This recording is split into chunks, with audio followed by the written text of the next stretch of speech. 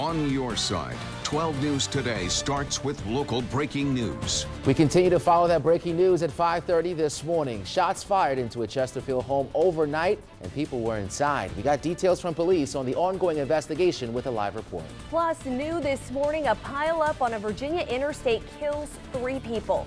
What police are saying caused the chain reaction wreck. Plus, there's always a reason. I call it an excuse or an explanation. And a mail mess in Midlothian. What some upset neighbors are telling us about the problem and how the Postal Service is responding. All right, let's get this Thursday started. Good morning. Thanks for waking up with us here on 12 News Today. I'm Sarah Bloom. And I'm Anthony Antoine. Happy Thursday, folks. Let's get the day started with Candace and Andrew. What's going on, guys? Not too much. We've got a little bit of incident here, some flashing lights in the east end, but it's not too bad. And Andrew, today is kind of the last warm day. I missed my air quotes. Yeah, so you hit the air quotes. They missed. Okay. Yeah, so we'll call it warm. We're not going around in short sleeves and headed to the pool, but it's going to be another above average day. It's the middle of January. This is the coldest time of year, and we're starting way above normal, and we're going to end above normal. So above average again today in the 50s. A lot of sun. That'll be nice. Yesterday was kind of a dreary day for most of the day. The cold weather, or back to normal or below normal stuff, happens Friday and then goes all the way into next week. So 51 right now. You have to keep in mind a typical low's in the 20s this time of year. A typical daytime high is at 47. We're above that now. And we're not going to really dip much more this morning. We're going to warm up slowly into the upper 50s. The wind will counteract that warm up. So even as it'll be near 60 with lots of sun, there'll be a bit of a cooling breeze blowing. So be ready for that. A mostly sunny, breezy day today, but again, a warmer than average day. Candace, over to you. All right, thanks, Andrew. We're heading out towards the east end, guys. This is a live look, 64 in between the 9 Mile exit and the Laburnum Avenue exit at mile marker 194. We've got a disabled vehicle on the shoulder. It's not blocking any travel lanes. I just want you to do the best that you can to move over as crews are assisting this stalled vehicle. Hopefully things will be clearing up shortly. So that's what this icon is here, 64 eastbound. We'll have that incident there. No slowdowns in the area. The Bryant Park interchange, another one of our first alert hotspots. Not seeing too much of a slowdown. We'll see a little brake check here along Route 1, heading out towards Chamberlain. Back to you, Anthony. Thank you, Candace. Now let's jump into that breaking news we told you about at the top of the newscast. It's coming out of Chesterfield, where people inside of a home are recovering this morning from a very terrifying experience. Yeah, terrifying indeed. Multiple gunshots fired into their house last night while they were home. Kelly Avellino is live from Chesterfield Police. Kelly, what are you learning this morning? Well, guys, you could just imagine the panic inside that house, but thankfully no one was hit by any bullets. All this breaking out just after 11 o'clock last night at the house on Pineville Road in Chesterfield. Now that's right near Reams Road and the Powhite Parkway.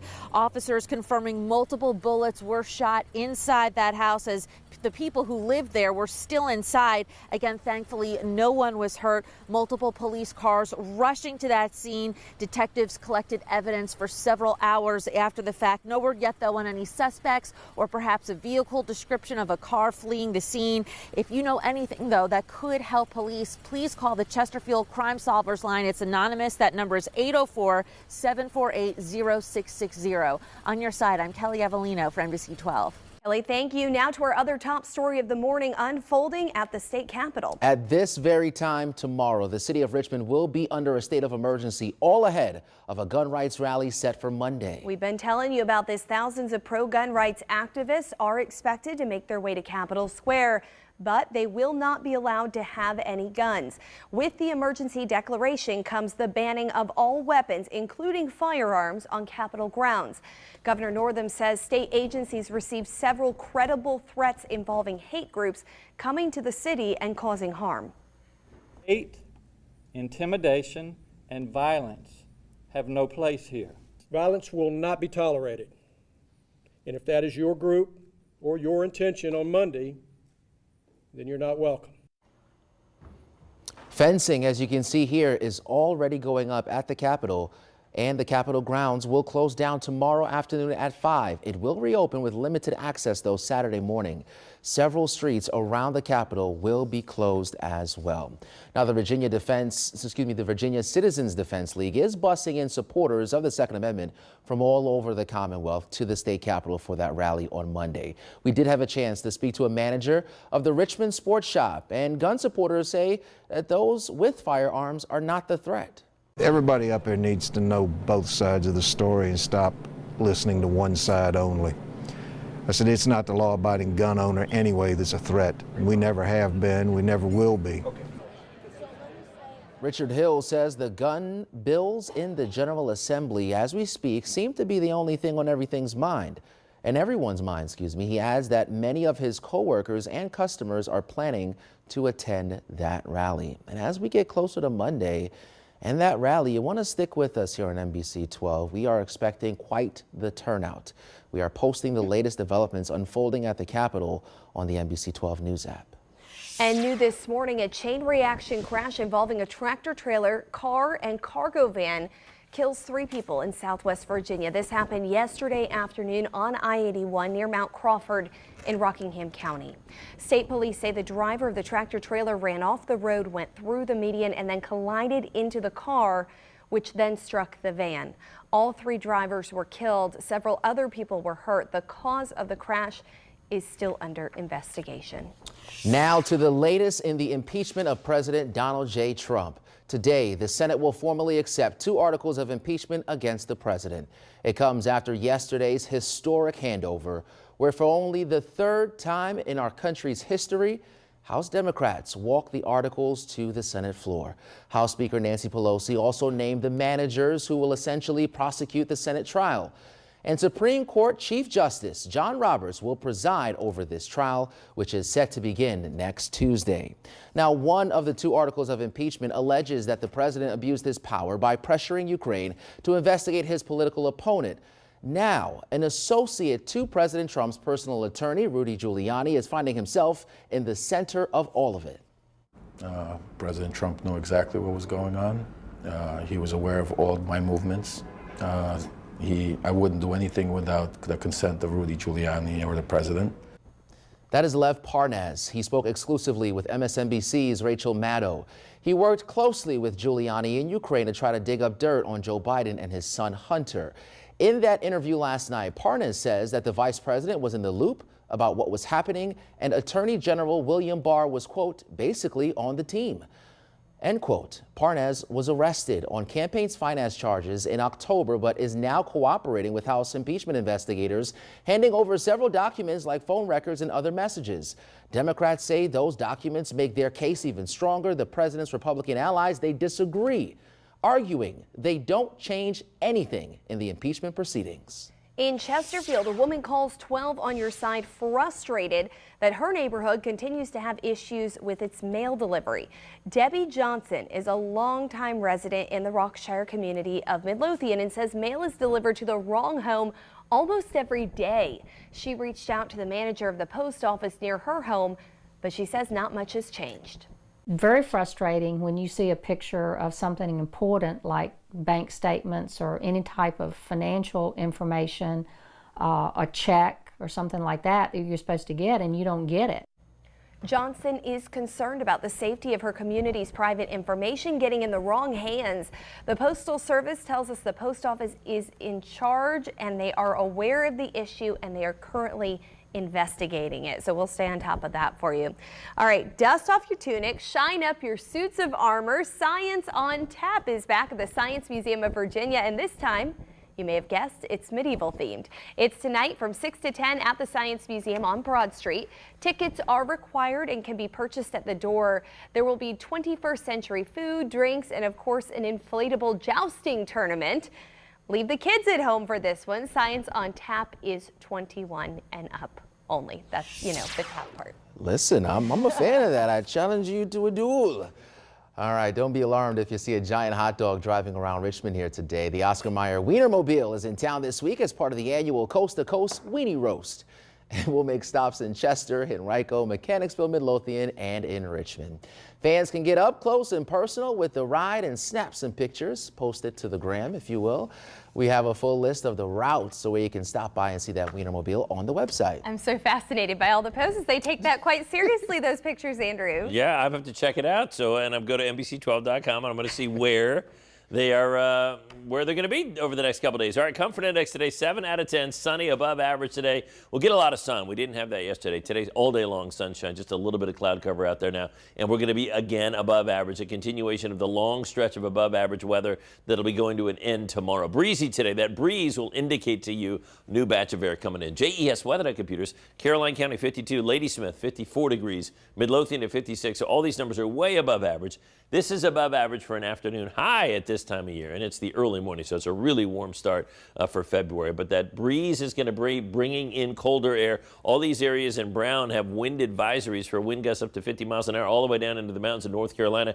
There's a quick little system that'll produce several inches of snow. In New England, we get nothing from it other than a breeze, and we get dry air. We'll get a ton of sunshine during the day today. Look at the wind speed, 15-mile-an-hour breeze at midday. Afternoon, same deal. Could gust to 20 or 30 miles an hour. So hold on to your hat on a sunny day and our last day that'll be above average for a while. Candace, over to you. All right, thanks, Andrew. Still following this incident here, 64 eastbound and mile marker 194 between Laburnum and 9 Mile. It's on the shoulder, not blocking any travel lanes, so we'll move on past that one. That's this yellow icon here near the east end. Then in Chesterfield, we've got a new accident that just popped up moments ago, and this is here at Iron Bridge and Faulkner Drive. Not seeing a huge backup along Route 10, and that's Iron Bridge, so Chesterfield police will be on scene assisting with this. But again, this just came in within the last 5 to 10 minutes. So I'll keep my eye on this crash, let you know if we see any delays here, as well as that incident along 64 eastbound. Back to you. Okay, appreciate the update. Thank you, Candace. A fire levels a historic home in Maryland. Let's take a look at some of the video. Just look at those flames. Find out what we're learning about where the fire started and more on the damage it caused. Yeah, that's sad. Plus, this girl is alive and safe after being forced in a car and abducted in broad daylight. We'll tell you the man police have in custody this morning and later.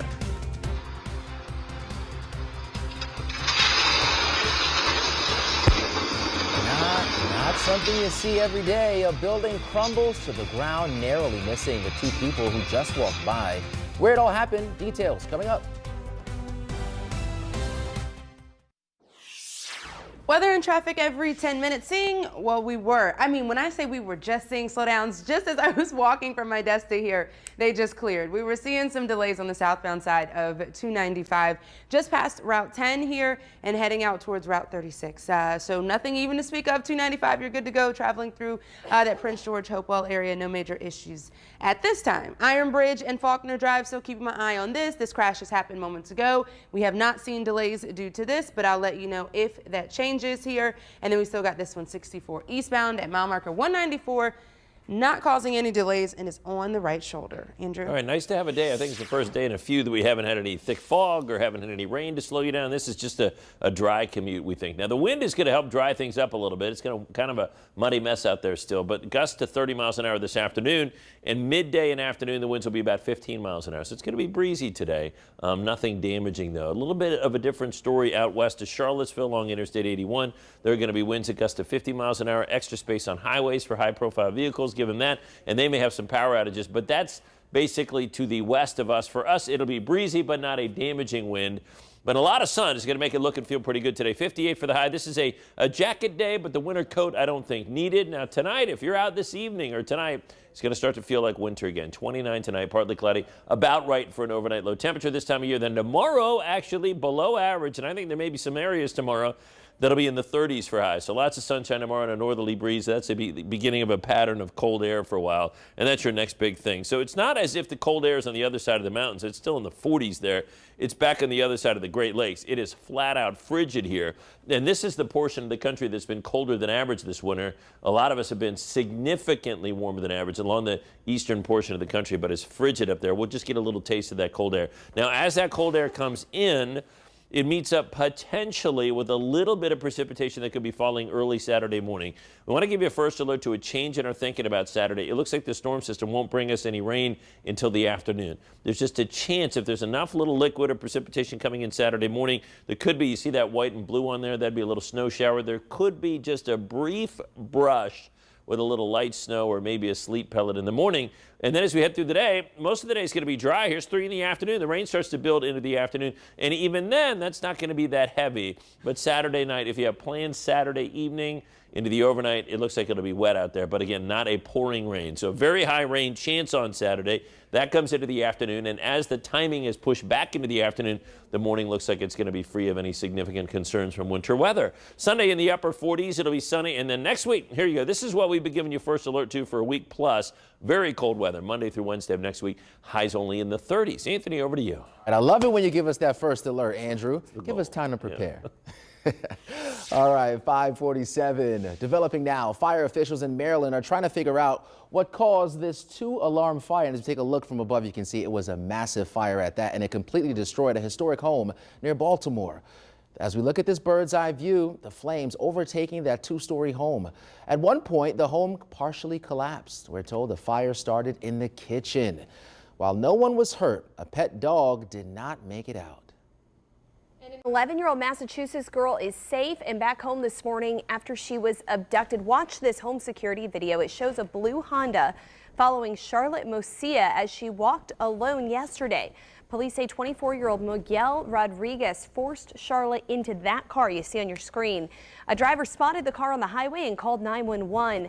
Police caught up with Rodriguez and made the arrest. Charlotte was not hurt. This is a mom and dad or family member's worst fear, having 2 young daughters myself, and how our Springfield Police Department, Commissioner Clapproot, and take this to heart, and it was agonizing. The Springfield Police Commissioner is trying to figure out if another person was involved. New video shows the destruction in the Philippines after the tall volcano erupted. The town of Laurel has been left blanketed in gray. This is the town following that explosion on Sunday. It's something that you would expect to see out of a movie. Buildings collapsed under the weight of the ash. Residents around the volcano that erupted say that they just couldn't believe the sight here. So far, no deaths have been reported. Caught on camera coming up on 5:50 this morning. It was a very close call for 2 people in Washington, D.C. when a building collapsed just seconds after they walked past it. Take a look.